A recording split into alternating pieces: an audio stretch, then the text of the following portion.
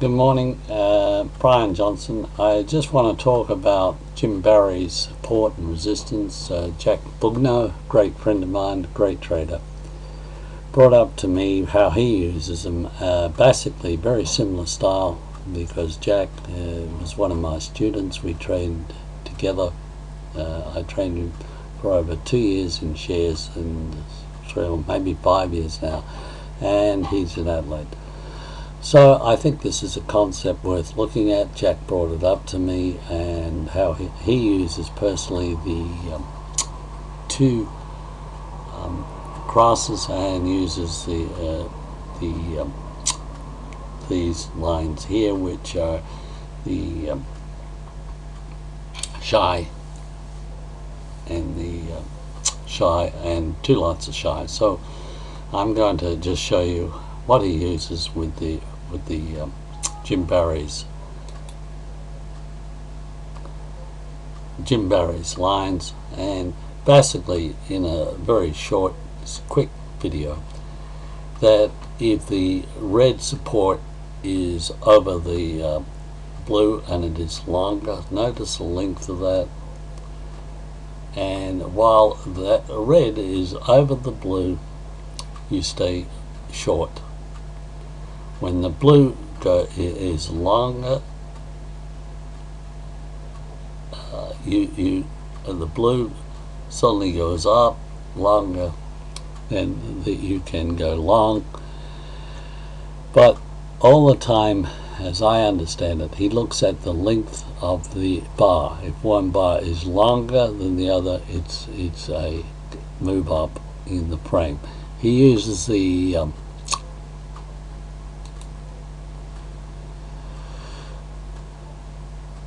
both the Heinki charts, Heinki smooth. If the Heinki smooth is a wider gap above when they touch, that's the end of the run. So he uses both of them together as a beginning and the end of a trend, and we can enlarge that. So it's basically that when one Heinki crosses over another, it's the start of a new trend. When one crosses over the other, it's the end of a trend.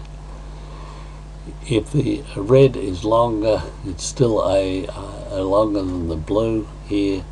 It's still a trend. That means it's still short. When you get it crosses the blue on the way up, it's the start of a new trend.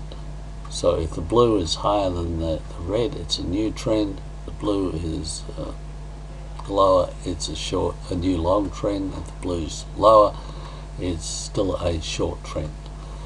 Interesting concept. I just thought I'd make this as a quick one, where you look at the actual length of the Jim Barry support and resistance for the beginning and the end of a trend. And the beginning of a new trend is your blue bar. It touches the blue bar, it starts to go up. Notice that his system is when the smooth Heinki and the other Heinki is drop, the range is simply defined by the MTF. He simply puts in, and we'll look at it, and he puts in the MTF channel. I put in the MTF true as well. He puts in the MTF and edits it. Let's look at it, and puts a time frame at 15, 2 minutes, another one at 1 and 60, 5 and 240, and 15 and 210. That means these are really showing you the time frames in using even in a 1 minute chart. Sorry, a 15-minute chart. You have the 1 hour and the 4 hour all covered, so your range is covered within that. Neat little thing. Remember, basically the smooth Heinki over the smooth, the Heinki over the smooth.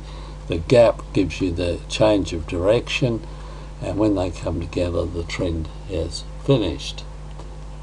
and then he waits for a gap. You have here quite clearly the his calculation on the 15-minute time. That's the range, and bottom and the top. Very simple. I hope you like that. I've included the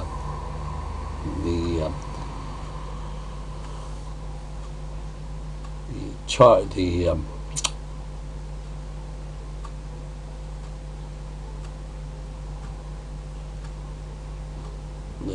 indicators in a group. Okay, that's all for now. Bye for now. Bye from Brian. God bless.